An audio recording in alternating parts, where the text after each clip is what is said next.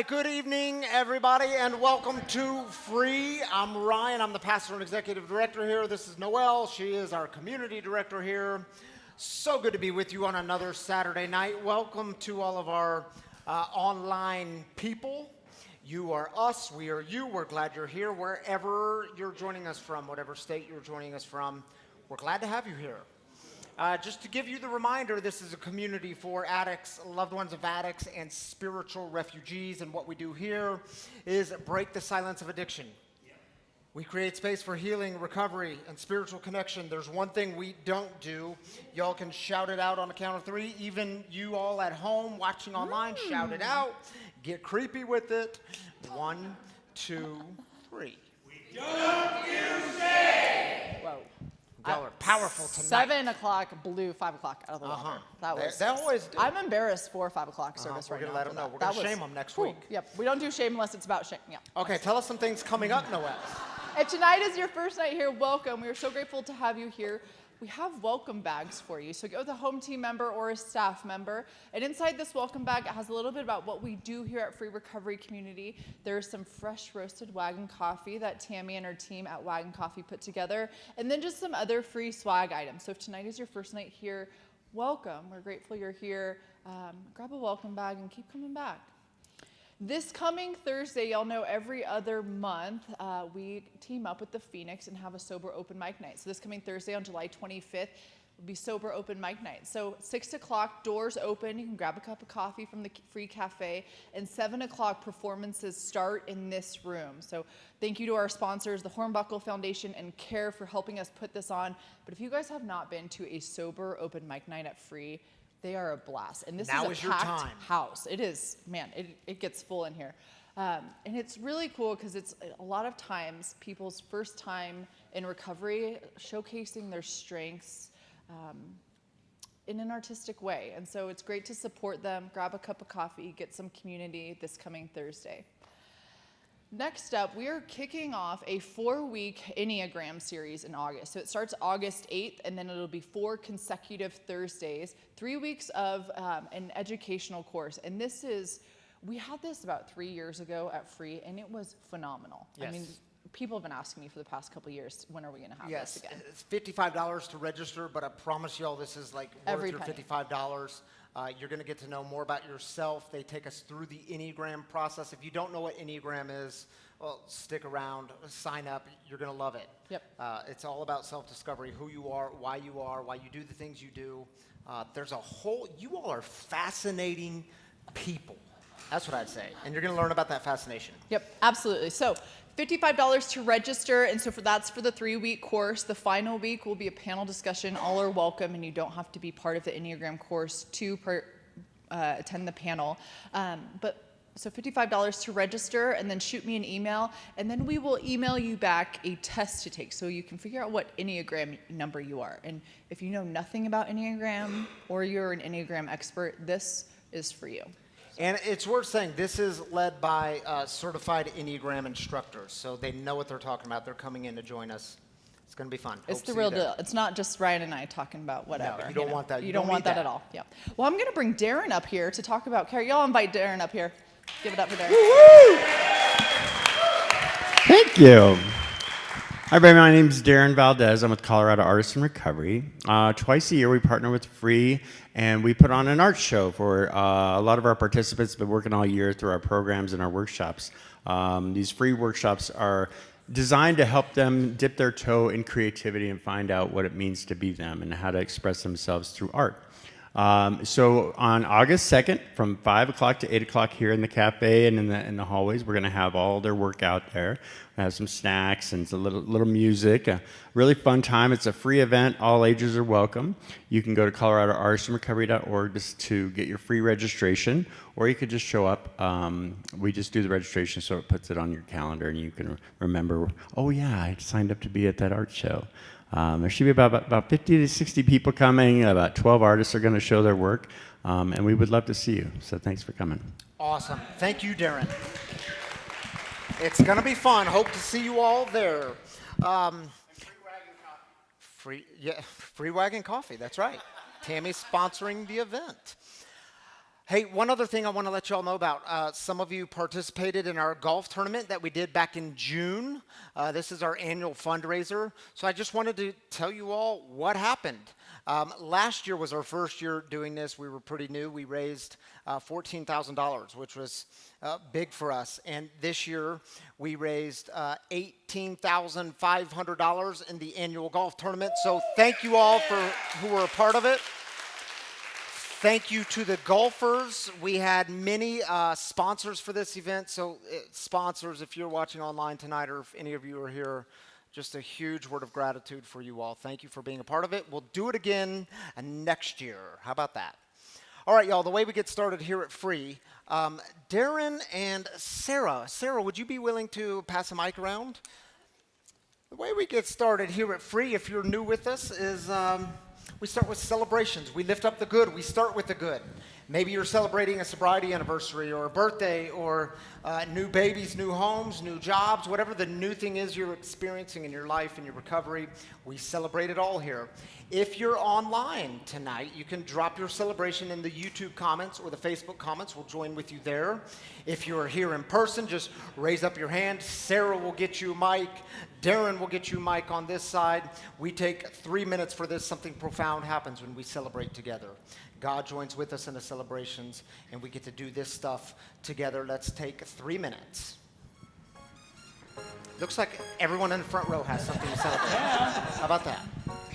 My name is Layla. I just want to celebrate a couple of clients of mine that are going to be graduating, and just want to give them prayers on their way out and just show them some love. All right, we'll celebrate that, Layla. Congratulations. I want to celebrate the fact that I found and recommunicated with my childhood best friend. We grew up together and we found each other again after 3 years of trying to, and that happened this week. Very cool. We'll celebrate it. My name's Ron, and this is probably like old news, but yesterday I celebrated 27 years and 6 months. All right, Ron. Congratulations, brother. My name is Kyle. I'm celebrating 30 days clean, and I got a sponsor this week. All right, Kyle. Way to go, man. Happy 30 days. Okay. My name's Barry, and I'm an addict, and I got 47 days clean. I'm in her program and leaving in 2 days. All right, way to go, Barry. Way to go, Layla. Happy 47 days. Glad you're here. My name's Teray, and I have 2 celebrations. One, I got into grad school, the school I wanted. Woo! Way to go, Teray. Thank you. And then the next one is I'm the newest teaching artist for CARE, Colorado Artists in Recovery. Right. They are lucky to have you, Teray. Congratulations. Very cool. Hi, my name's Terry, and I just realized I have 12 days sober from fentanyl. And Cura West is an amazing detox program, and Paramount is an incredible rehab program. If you know anybody who needs help, reach out to those guys, okay? Yeah, congratulations, man. Very cool. My name is Christine, and I'm just celebrating my mother is finally coming to stay with us from New York State. She is coming to live on the farm and is going to be with us for the rest of her days, and this is a celebration. All right. We'll celebrate it, Christine. I'm Mary, and I'm celebrating that I'm sitting in between my friends, Gerald, Christine, and Jim. And Darren. Yeah, we'll celebrate that. Simple celebrations. My name is Julia, and I'm celebrating 45 days. 45 days, Julia. Congratulations. I'm Robin, and I am finishing my first semester of grad school this week. Way to go, Robin.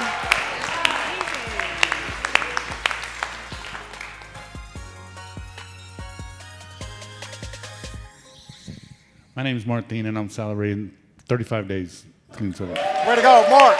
Glad you're here, brother. Congratulations. Sarah, you want to join me up here? Yes, sir. For online celebrations? I just totally put you on the spot. Are you okay with that? I'm delighted, actually. Awesome. Well, I'm glad you're here. How about you take the first one, Okay. and then I'll take the second one. Okay. All right. It should be on the screen. 1, Please continue 2, to hold. 3. Ooh, Terry says, praise that stepson is still alive during his mommy's away trip. All right, we're going to celebrate it, Terry. We're going to celebrate that. Big stuff. All right, Kai says, congratulations, everyone. Yes, there was a lot of celebrations here tonight. Celebrating 492 days free of fentanyl. Way to go, Kai. And that's all we have, Sarah. Kai, you're so amazing. She is amazing, isn't she? Thank you for being up here, Sarah. Appreciate you. Man, we are like a clappy crowd tonight, and I love it. All right, y'all, we are well, God bless you. We are in this series called Great Events. This is week 2. Tonight, we're going to talk about keys. Take a look. In the hearts of those seeking sobriety, a higher power was at work. Guided by faith, they found the fellowship they craved. With each step, their bond with Him grew stronger, and great events began to unfold for them and others. Embrace sobriety and witness the great events that await you.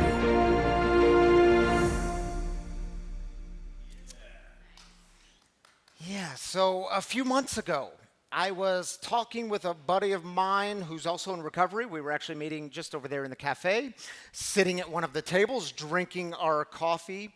And at one point in the conversation, he gets this huge ear-to-ear grin on his face, and he reaches into his pocket, and he pulls out these keys, and he just sets them on the table.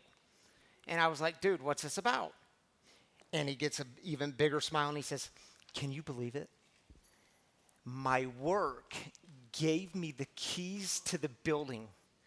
They actually trust me. And then he goes on to say, I can go there anytime I want. Even when it's closed, I can go there in the middle of the night. No one even has to be there. I could go anytime I want. And I was like, dude, are you sure you want to go hang out at your workplace off hours in the middle of the night by yourself? And he said, no, but I could because I have the keys. He was just over a year clean and sober, and he was overjoyed at being trusted with the keys. Y'all, I can tell you, it has indeed been a great event in my life and in my recovery to be given, to be trusted with the keys of the kingdom. Did you know there's a great line in one of the stories at the back of the big book of Alcoholics Anonymous? It's stories, and there's a story that ends with this line, and I love it. In return for a bottle and a hangover, we have been given the keys of the kingdom. And so let's just pause there for a moment. Because if you're a person in recovery, just take a moment, reflect on the gift, the miracle that today you do not have to run to the bottle or to a drug for life's solutions. Amen. I mean, talk about a gift, miracle. If you're a person in recovery, take a moment, reflect. Today, you were able to wake up clear-minded. You didn't have a hangover. Gift. Miracle. Some of y'all thought it would never happen. And yet I can tell you, in my experience in recovery, that is just the very beginning. It's like the tip of the iceberg. Because have you ever thought about what are these things called the keys of the kingdom? I mean, what are they? Where did this come from? When this lady wrote that story in the back of the book, where did she get this language? What does it mean? What are these keys? Where did it come from? Well, 2,000 years ago, a Jewish rabbi named Jesus talked about these keys. And before we get there, just a very brief tangent on rabbis, because I find this stuff absolutely fascinating, and you might too. Did you know that in the first century Jewish world, rabbis, they chose their students? And if you were to hear the words spoken to you from a rabbi, the words of, come, follow me, well, it was considered to be a great honor. Because rabbis, you got to understand, they were cool and hip, and they were edgy, and they were always tapped into the deepest things that God was doing in the world, and they were always doing something new. And you might remember there's some stories in the Gospels in the New Testament where you have Jesus on a beach. He's in this poor fishing village. And he says to these young, poor fishermen, do you remember? He says, come, follow me. And the text says they immediately drop their nets. And you're like, man, that's kind of a weird story. I mean, were they all of a sudden just like a bunch of zombies blindly following this Rabbi Jesus? Why would they drop their livelihoods? Because it was a huge deal for a rabbi to say to you, come follow me. It was the rabbi saying to you, I believe in you. I believe you have what it takes. I want you to come with me. I want you to learn from me, and we're going to go and change the world together. Now, if you were a student of a rabbi, you were agreeing to abide by that rabbi's yoke and to spread their yoke. And you say, well, what's a yoke? Well, every rabbi had a yoke. It was just their particular set of teachings, their interpretations of the text, the scripture, the Torah. And there would be these heated, like long discussions among the rabbis about who had the best interpretation, how do you make sense of this text, which interpretation is the best way to interpret this. And one more thing about rabbis, because see, they also had this process called binding and loosing. Binding, it denoted all the practices that were forbidden, not allowed. Loosing was all the practices that were allowed. They were permissible. Check out what Rabbi Jesus says to his followers in Matthew's Gospel, chapter 16. He says, I will give you the keys of the kingdom of heaven. Whatever you bind on earth will be bound in heaven, and whatever you loose on earth will be loosed in heaven.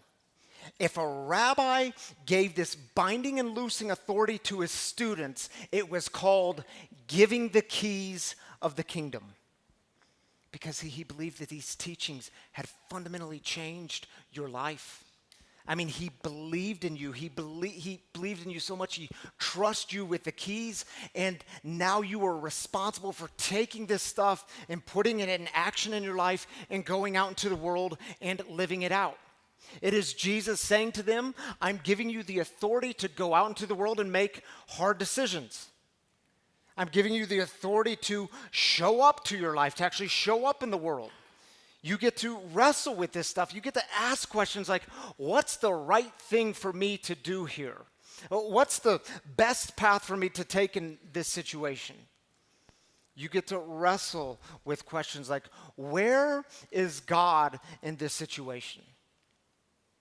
You see, you have been given, you've been trusted with the keys of the kingdom.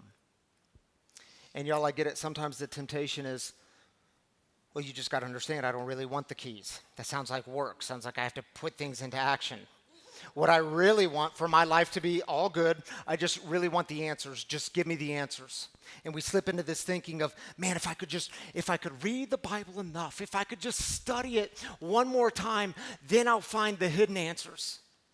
Or how about this one? If I could just offer up one more prayer, then I'll get the answers. How often did we do that in addiction, by the way? Active addiction.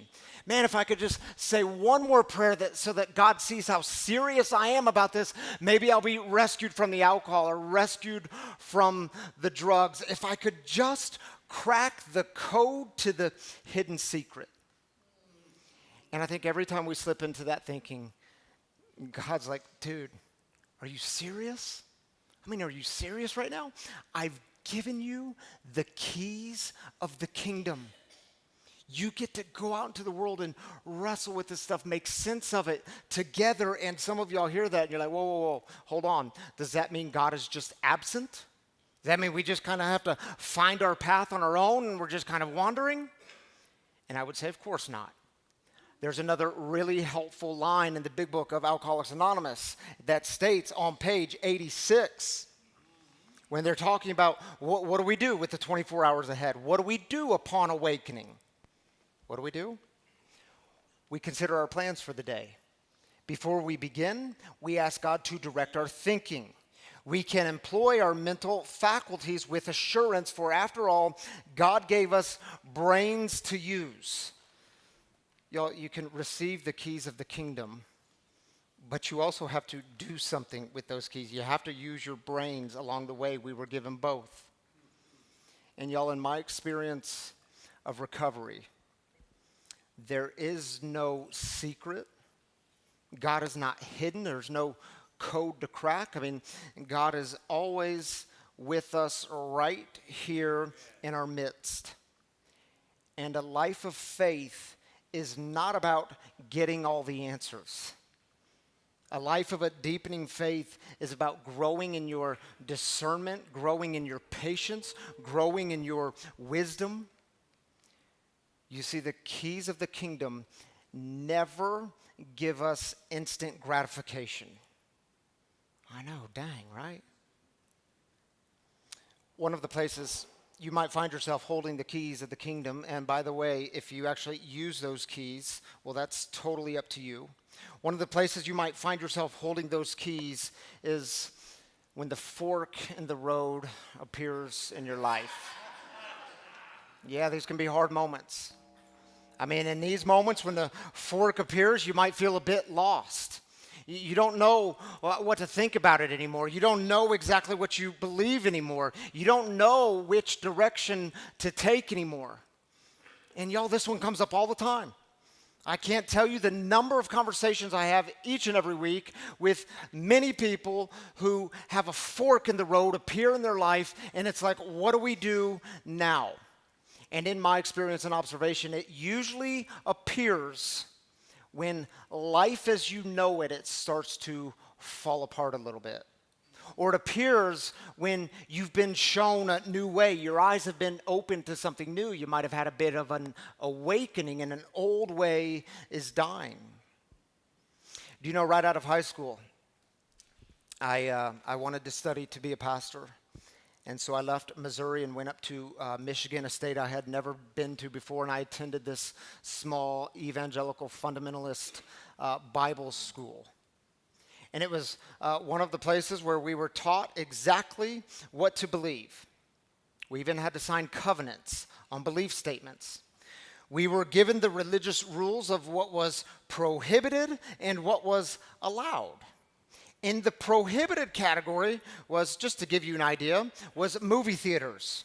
No matter the rating of the movie, even if it was rated G, no movie theaters. And y'all, this was the year that The Matrix came out. Yeah, talk about a spiritual dilemma. And see, all of this, by and large, worked for me until my life started to crumble a little bit. Some of you know that it was my first semester there. My brother, who was like us, battled drug and alcohol addiction. He got clean and sober, relapsed, and then died in a car accident in that relapse. And it was a time in my life where I just started asking way too many questions. Questions I'm grateful to ask now. I mean, I was angry. I didn't know who God was anymore. Everything I thought I knew about my faith just crumbled. And I also found out at that small evangelical fundamentalist Bible school that questions were also in that bound category. They were doing the binding. This was not allowed. I asked too many questions. At 19 years old, I was at a real fork in the road in my life. So I left that school. I didn't know who God was, didn't know who I was. And that started me on the journey of leaving the religious system that was handed to me as a little boy. And I can tell you it took some spiraling in addiction. It took some recovery. It took many years for me to find a new path. And I'm grateful for that path today. I do not regret leaving that school. I don't regret leaving that religious system. Today I can tell you I have a path of recovery, an active path of recovery. I have a relationship with God where I actually get to encounter God in the deepest and fullest ways. But I would also tell you, if we could go back, I mean, you only know what you know at the time. If I could go back, I would do it differently. I would leave differently. Because you know what I did? It was the morning of an Old Testament class. The class was an hour and a half long, and at the beginning of the class, on a whim, I didn't plan this. I just got up and left the class, and I walked to my dorm room. I packed up my entire dorm room in my car before that class was over. I was pulling out of the parking lot, and the dean of the college, he's standing waving his arms in the parking lot. I roll down the window. He says, "Where are you going?" I said, "I'm going home." He says, "Well, it's the middle of the semester. When will you be coming back?" I said, "I ain't coming back." And I rolled up the window and drove 10 hours back home to Missouri. And see, I don't regret leaving, but today I have the keys of the kingdom. I would do it differently. Because today I know that, and I'm a very impulsive person, I act on impulse. I don't have to act purely on impulse anymore. I can actually pause and think through things, pray. Today, I do not have to leave an old path, step onto a new path, and burn all the bridges of the old path. I can actually leave in respectful ways and keep my dignity along the way. Yes. And see, maybe like me, you were raised in a religious system that did all of the binding and loosing for you. You didn't have to think about issues. You didn't have to go too deep into them because all the answers were given for you. And maybe now, for a whole host of reasons, that system, the one that used to work for you, it no longer works for you. Maybe for you, God is becoming much bigger. You're seeing that God's love isn't just for some people, isn't just for the religious rules people, but it's actually for all people. And maybe for you, that old system, the one that used to swoop you up and comfort you when you had doubts and you had questions and you had yearnings, and it would step in and give you the easy answers. And maybe that system is no longer working for you because you've got too many questions. And see, you're at a fork in the road. You might even feel a bit lost. You don't know which way to go. And my brothers and sisters, I would remind you, you've been given the keys. Be patient. Keep seeking. More will be revealed. And the keys always work best in community. You don't have to have it all figured out. You certainly don't have to do it all alone.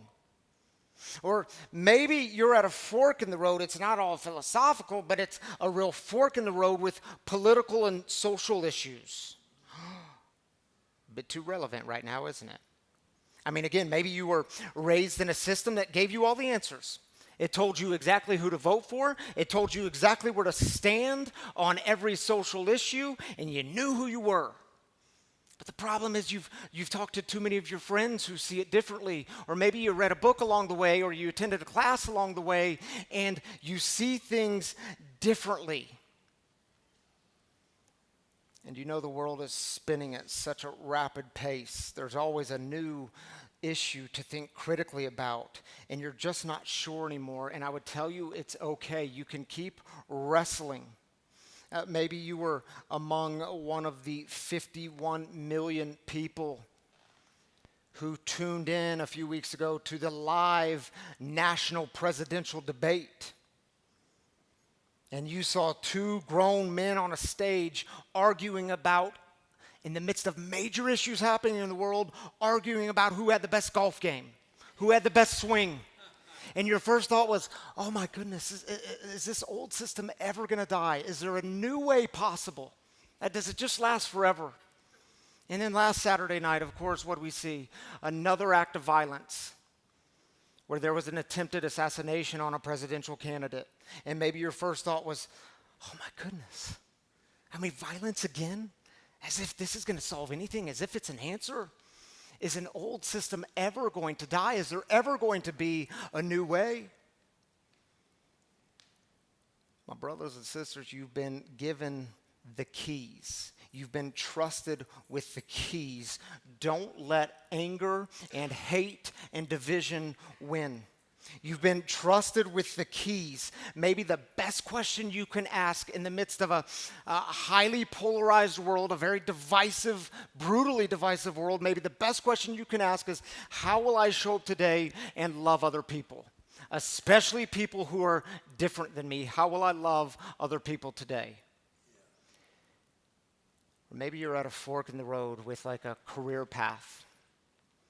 A new opportunity has come your way, but you're saying to yourself, man, I'm still just not sure. I'm not sure whether to take this or not. And I would remind you, be patient. Use your discernment. Keep seeking God. More will be revealed. Keep leaning into that inner wisdom that begs you to ask the hard questions of yourself.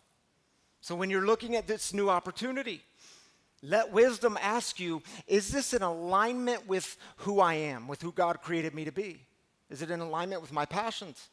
If I make this move, if I step off an old path and onto a new path, do I have a deep peace about this? And if you don't, maybe it's your time to pause. You don't have to do anything.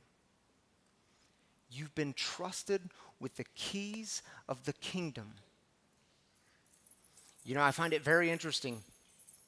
In the rabbinic tradition, when rabbis, when they are struggling with a text, a scripture, and how to interpret this text, and it just makes no sense to them at the moment, you know what they do?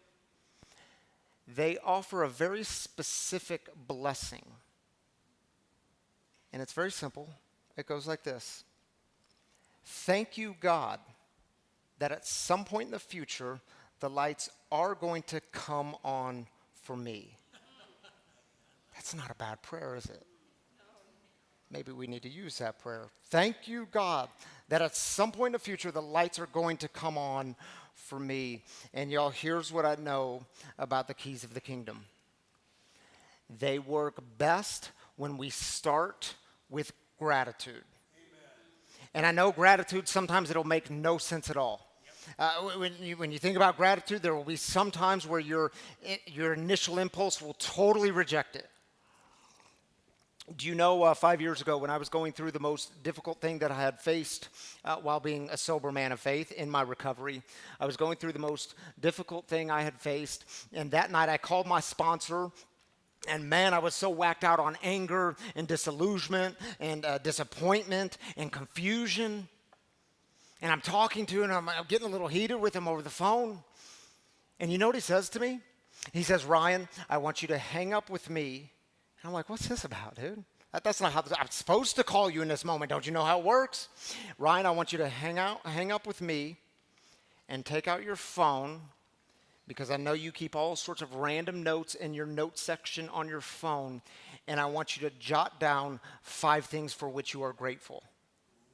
And you know what I first thought? My impulse was, this is stupid. I mean, you know what his problem is? He's not hearing me. I'm struggling right now. I feel like I'm on the edge right now. And his response to me is, write down things you're grateful for. So I took out my phone and I opened my note section and I jotted down 5 things for which I was grateful that day. And I can tell you all, that night, gratitude totally saved me. Anyone here familiar with the 80-20 rule? I'll close with this. 80-20 rule. Yeah, we were first introduced to the 80-20 rule back in 1906 by an Italian economist by the name, one of the coolest names you're ever going to hear. His name was Vilfredo, last name Pareto. That's cool, isn't it? Vilfredo Pareto. He discovered in his studies that in Italy in the early 20th century, 80% of all the wealth was held by 20% of the people. And he started looking at the economy through this lens. And I don't want to talk about economic issues with you tonight, maybe another night, but I want to ask you, what would it be like if you looked at your life through this lens, focusing on the 80%? Because you do know, you rarely get 100% of what you want in life. Is it true? I mean, think about it. You plan that beautiful vacation, the one you've been looking forward to, and you finally get to the airport and your flight's delayed 2 hours. And then you finally get to your destination and it rains the first 2 days. The other 80% of the vacation was great. Or maybe you get that job that you've been begging for. Man, you begged for this job, you finally got it, and you're a few months in, and there's some task that you have to do that you don't really enjoy doing. I mean, 80% of it is great, but there's that 20%. Or maybe you get the dream house, the house you've been saving your money for, and you finally move in, and you're in for a couple of months. Everything's going great, but you notice, man, there's some plumbing issues. And the backyard needs a lot of work. but 80% of it is great. And see, what happens oftentimes is we trade in the 80% and chase after the elusive 20%. We see it happen all the time in marriages and relationships. Oh man, my spouse, he or she is great. I love this, but there's that 20% that they do, and they've been doing it for years, and it just drives me crazy. And so you begin to search outside of the marriage or outside of that relationship for something that doesn't exist. You see, y'all, start with the 80%. Start with what you do have. Start with gratitude. Because God's given us the keys of the kingdom. I mean, isn't it something? God trusts you with the keys of the kingdom. And it is a great gift. And it is a great responsibility because you are being entrusted with this gift that we call life. What will you do with the keys of the kingdom? So what I want to do with you right now is listen to a song with you. It's one of my favorite songs. It's by an artist named Macklemore. A great song called Taillights. Anyone heard Taillights? Oh my goodness. Oh, you're my people. Take a moment and reflect. What are the keys of the kingdom to you? What are you doing with these keys? What do you do when there's a fork in the road? Here's Taillights by Macklemore.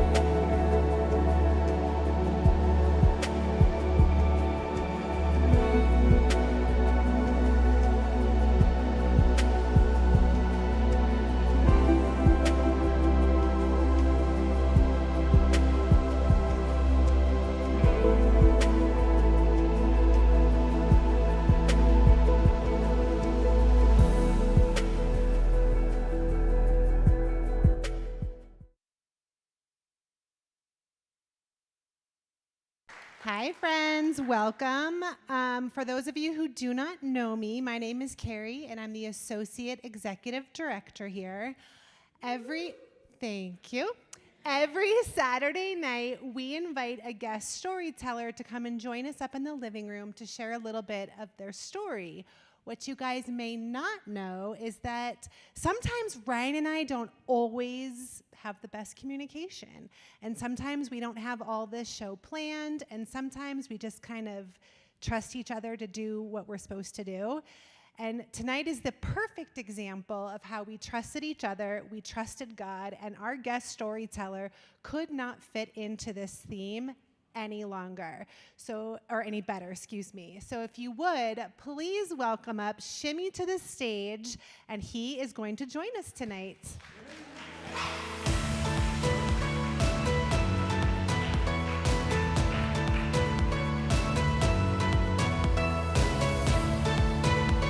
Hi everybody, I'm Shimi. Nice to see you all. Well, hello, Shimi. Hello, Carrie. Hello again. So we just did this at 5. We're going to do it now again. So can we please start off? I know with Ryan, when he was talking about his upbringing, it could not be any more suiting to your upbringing as well, slightly different. But before we get to your great event, can you give us a little bit of the backstory of what your life looked like growing up? Sure. Before we get into that, I want to thank my wonderful girlfriend Lex and my friends who came out to support me here today. I also want to thank Carrie and Ryan for welcoming me so openly into this community. I really appreciate the free community. We're glad you're here. Ryan, I too grew up in a system of religion. Mine was slightly different. I grew up in a system of Orthodox Judaism in New York City, in Queens, New York, where the system was laid out for me from birth with the rules, what to do, what not to do. I guess a lot has changed since the times of Jesus because my rabbis were not cool and were not edgy. My rabbis were very dogmatic, this is what you do, this is how you do it, this is when you do it. That was ingrained in my life from a very young age. But I always questioned things, and I always asked why. I was that annoying little kid who was like, but why? Oh, do that, but why? And, maybe I deserve to be smacked at times. But ultimately, I was not given satisfactory answers, and most of the time I was told because God said so, or because the book says so, and that just didn't sit well with me. So I started rebelling, and originally my rebellion was just in the form of non-practicing. I didn't want to go to temple. I didn't want to abide by some of these rules. And that started getting me into trouble with my parents and getting me into trouble with school. Ended up getting kicked out of high school, kicked out of my house for a period of time. And I really felt judged and ostracized by the community. And I fell into despair. I was lonely. I felt very separate from everything I knew growing up. And I don't know about you, but I have a very strong aversion to pain, whether it's emotional or physical, and I didn't have the coping skills at that time to really deal with the feelings that I was having. So I turned to drugs and alcohol to numb those feelings and really numb that pain. And it worked for a while, like it does, and surprisingly enough, I lost one community and it gave me a whole new community. Not the best community. So, I really straddled the line between substance misuse and abuse for a while, and then I fell off that line into a deep hole of opiate addiction that really carried me through most of my 20s. And I lost a lot.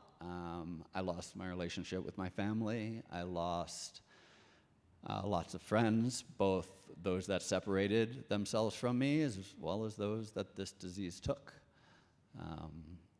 And I lost then physical and superficial things. I lost a scholarship to a top law school. I lost a business that I had started. I had lost a lot of money, as I'm sure none of you can relate to. And it brought me to my knees. And at one point, when I had hit what I thought was my rock bottom, I reached out for help, and I checked into rehab. And then from rehab, I got clean, and I went into sober living in LA. And 6 months sober, and who would have thunk it, but my life still sucks.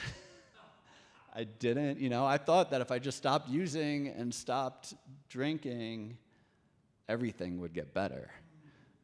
And that's actually not how it works. And I went to my house manager at Sober Living, and I was desperate, and I threw up my hands, and I said, Danny, I'm like, if this is sobriety, I don't want it. I didn't come here to get sober. I came here to feel full and to be happy and to live a balanced life, and I have none of those things. All I have is, a list of days that I'm checking off that I haven't had a drink or a drug. And Danny looked at me and he said, if you're willing, I will tell you how to be happy, joyous, and free in this program.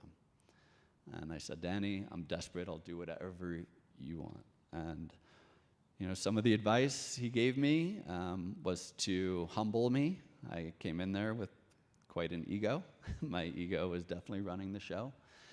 And he made me clean toilets. He made me take a stock boy position when I was qualified to be a manager role. And he really made me humble myself, and that was step one. But the biggest step, and the advice that I still carry with me today, was he told me that I had to be of service. He told me that if anyone asked me for anything, I had to say yes. He said, just try it. Try it for a month and see how you feel. So that meant that I was cleaning up after meetings. I was stacking chairs. I was filling in for anyone who was missing a commitment. I was even driving people to the airport. And if anyone has been to LAX, it is its own form of hell. And I had to say yes to all of these things. And for the first time in years, I felt happy, joyous, and free. And I didn't understand at first why. And then it dawned on me. When I am being of service to others, I am not thinking about myself. I have a bad habit of ruminating on the negative 20%. I will constantly think, no matter how good things are going, about the small little things that aren't going perfectly as planned. And by being of service to others, by focusing on not my needs, but on your needs, what I can do for you instead of what the world can do for me, it breaks that cycle of rumination. And one of the main symptoms of depression, of anxiety, is ruminating on the negative. And I can't stop doing that on my own. But when I'm with you, when I'm being of service to you, it gets me out of my own head. And for the first time in my life, I felt an inkling of happy, joyous, and free. Thank you for that. And that continued for a few 24 hours at a time, right? That was a couple years ago. And recently, to catch you up to that great event. So life got good. You had all the things. You got all the beautiful gifts that the keys to the kingdom can offer you, but yet you still found yourself in a little bit of a uncertain time. Can you bring us to that great event that forever changed your life? Sure. I would be happy to. Thank you for asking. Life got good. It really did. I went back to school. I graduated with a law degree. I met perfect girlfriend, I have a beautiful house, I have a great dog, I have a great job for one of the biggest tech companies in the world that I won't name them, but I'm sure our app is on your phone. And life, from all objective standards, was good. And yet, there was still something missing. And I felt this growing hole inside me. I felt unsatisfied. I felt squirrely and antsy, like there was something missing. And I couldn't put my finger on it because, again, from objective standards, life is good. And I work very hard on a holistic approach to my recovery where I have my morning practice, I meditate, I do gratitude, I get out in nature, I do physical activity on a daily basis. And none of it was helping relieve this feeling I had. So what I do when I need to self-reflect, I often do, is I go up to the mountains. The mountains are my happy place.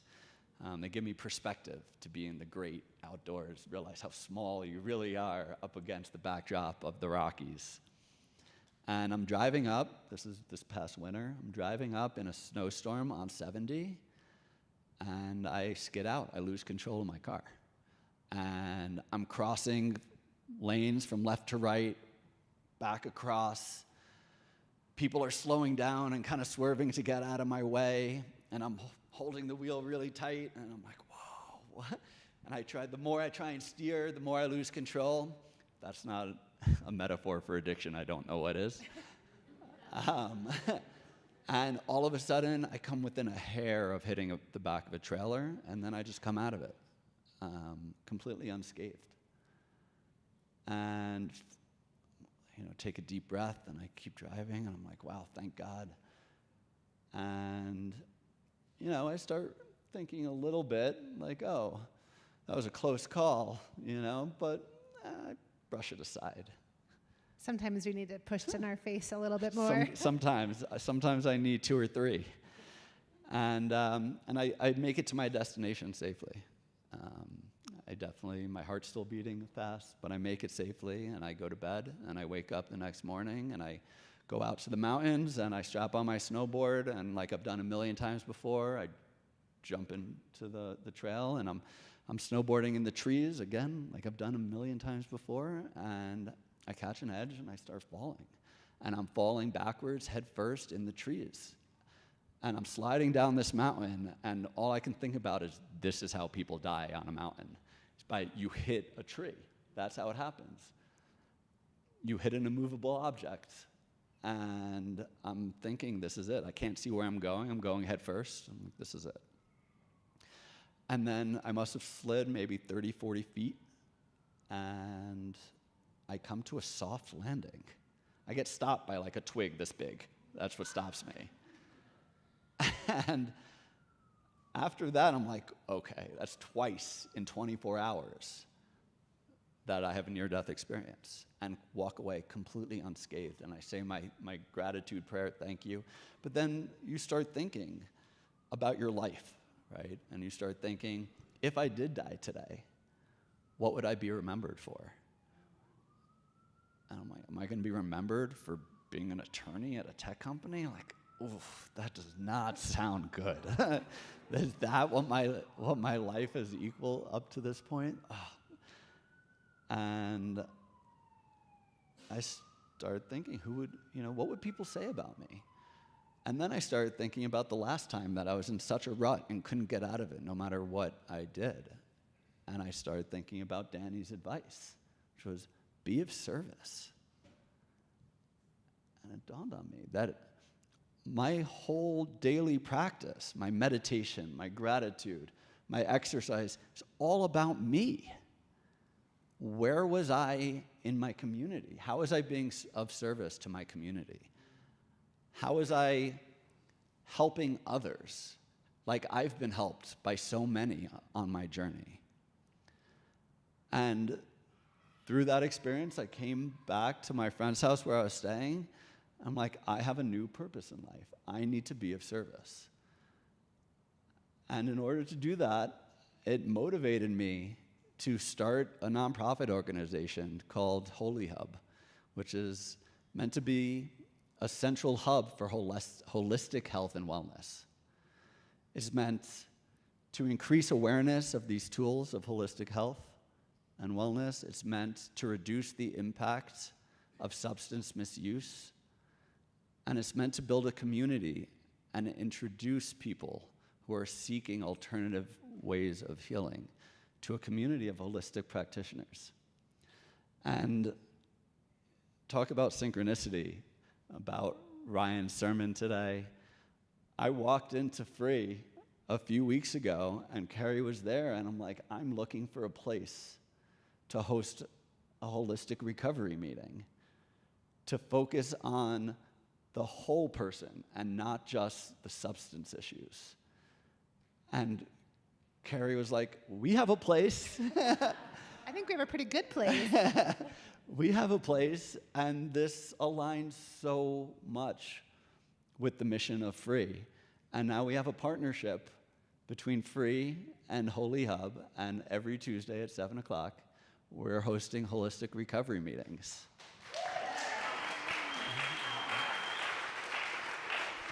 And it's right after, if any of you guys have ever joined us for Jim, he does the fitness here on Tuesdays, and it's right before. So you guys can come into the fitness, and then right after, it's going to be in the prayer and meditation room. It's free of charge. So there's wonderful different resources available there. And I just want to end, because I do know that Ryan focuses a lot on words, and sometimes how words have meaning that means so much more than we can understand.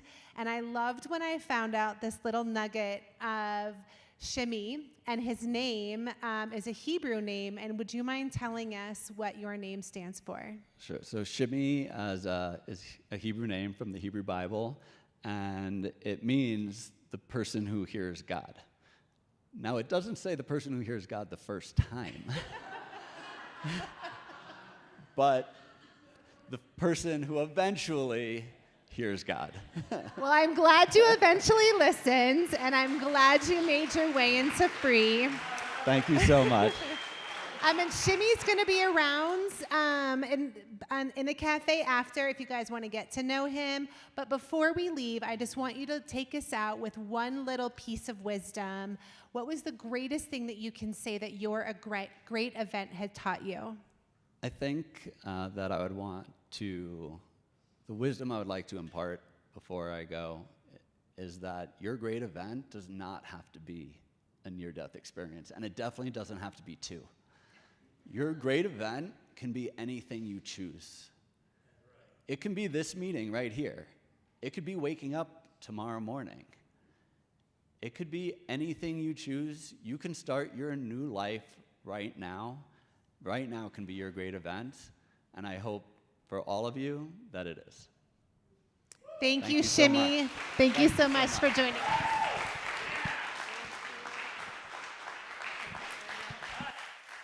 Thank you, Shimi. Glad to have you here, man. Thank you for having me. Yeah, honored to have this partnership with, do I say it right, Holy Hub? Yep. Holy Hub. Honored to have that, and I told Shimi just a little bit ago that he put me in a bit of a predicament tonight, because now I do not know which name is more enjoyable to me, Shimi or Vilfredo Pareto. They're both great, but I know you've got them beat with the hair. That is like hands down beat with the hair. Were you going to say something, Carrie?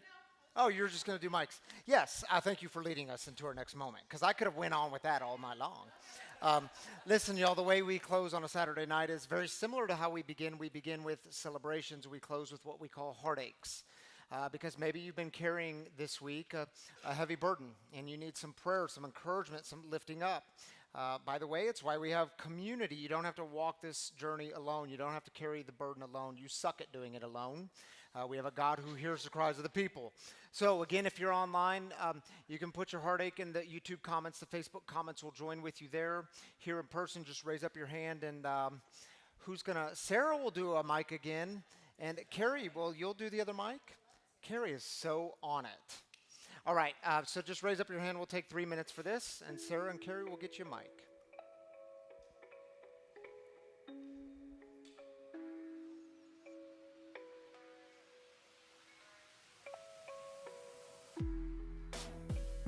Oh, did we turn it on?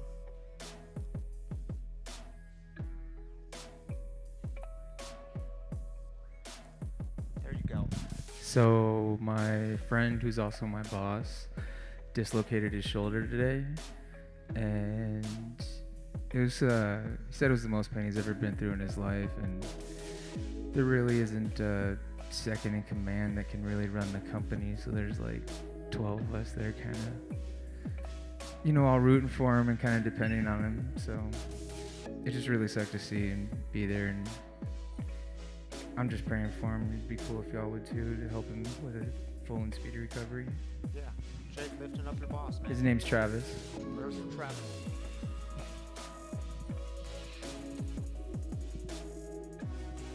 Hi, I'm Shimi.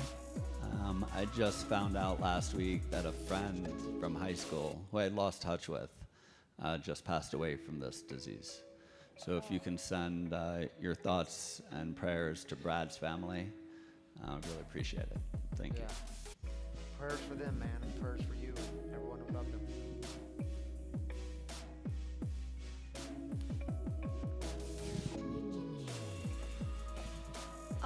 My sister asked me to have everyone pray for her because her marriage is starting to fail and she doesn't want it to fail, so she's starting to go through that heartbreak, and she asked for us to pray for her today at church. All right. Well, we'll pray for your sister and her marriage, and good for you for honoring your sister that way.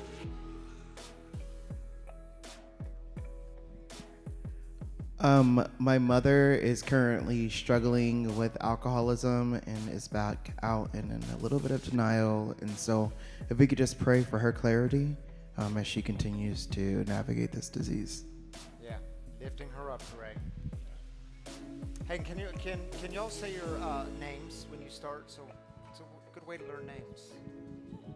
Layla. My name is Layla. If we could just pray for my brothers and my mom who are still in active addiction. I've tried to bring my mom here a few times and feel like I'm planting the seed, but I'm just praying that it starts to grow soon. So Yeah. Family members who struggle, lifting them up. My name's Austin, and I need prayers for my mom. She's still on the streets dealing with addiction, so any and all prayers will help. All right, and I just a basic observation: 3 prayers in a row for moms. I always try to pay attention to that. 3 prayers in a row for moms struggling with addiction, lifting them up. My name is Nick, and my brother went into treatment on Friday for the 6th time in the last year and a half. So just pray that he takes advantage of the program this time, and upon leaving, tries harder. Yeah, lifting him up, man. Another family member. Hi, I'm Kara. I need a lot of prayers for my whole family. Our whole family has been through a lot, but mostly prayers for myself to stay on the right road. So at the end of the day, and hopefully by the end of the month, I get to be back with my daughter. Yeah, glad you're here, Kara. Thank you. Prayers for you. You know, and speaking of moms, I'm Sarah. My mama dislocated her shoulder. She has been working really hard on selling her house. She is so close, and she dislocated her shoulder a couple days ago, so I'm going to go and help her. But man, we could use some prayers for healing for that mama. All right, lifting up your mama, Sarah. Thank you. Sarah, you want to join me back up here for Heartaches? For our online community? You want to take the first one again? Sure. All right. Did you keep your mic on? Well, I turned it back on. Okay. You can have the first one. This is Connie. Connie says, please keep our family in your prayers as we pass the 2-year anniversary of our sweet Hannah's passing from a fentanyl overdose. Yeah. We are absolutely with you, Connie. Connie and Tom and family, prayers for you guys, a tender time. Kristen says, prayers for my friend Bob, who is in hospice with cancer for his family. All right, Kristen, lifting up your friend Bob, who's in hospice. Thank you for joining us tonight, lifting him up. Thank you, Sarah, for being with me up here tonight. Well, listen, y'all, if you've been impacted by the mission of breaking the silence of addiction, if you call this place home, if this is your family, your community, your tribe, your people, you should know that we rely on your generous giving to help things keep going here. When people ask, how are you funded here? We are funded by you, the people. I know many of you have made giving a spiritual practice in your life, a sacrificial practice in your life, and we always like to take the opportunity to say thank you. We have lots of gratitude for your giving. If you would like to give here at Free, there's a few different ways to do it. The first way is to simply download the app, Free Recovery Community. There's a give button on there. You can give one time. You can give weekly, monthly, however you want to do it. We're grateful for it all. Or you can go straight to the website, freerecoverycommunity.com, and there's the same giving button there. You can do the exact same thing there. Or you can check out the giving kiosk, one beside Bobby on these doors for you cash and check type people, one giving kiosk just outside these doors, and your giving truly makes a difference here, so thank you for being a part of it. And I always have to mention the dip jar. The dip jar is about 6 months old to us now, but it hangs out on the black table just outside these doors, and you take your credit card, you dip it in, you dip it out, it lights up, you get to feel good about it. You can only give, well, let me rephrase that. You can give $20. It's set at $20, so you can't give more, you can't give less. But if you want to dip multiple times, feel free. You know what I mean? Use every credit card, feel free. Thank you all for being a part of it. All right, shall we go out with a prayer? I would encourage you, if you're open to it, to simply open the hands. Yeah, just a simple sign of being open to Spirit moving about our midst. The one who is always with us, the one who is never hidden. There is no code to break. God is right here among you and in you. And you can take a big deep breath.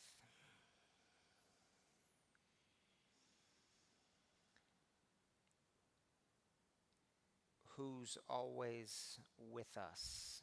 If you don't know the prayer, it's on the screen. Our Father, who art in heaven, hallowed be thy name. Thy kingdom come, thy will be done, on earth as it is in heaven. Give us this day our daily bread, and forgive us our trespasses, as we forgive those who trespass against us. And lead us not into temptation, but deliver us from evil.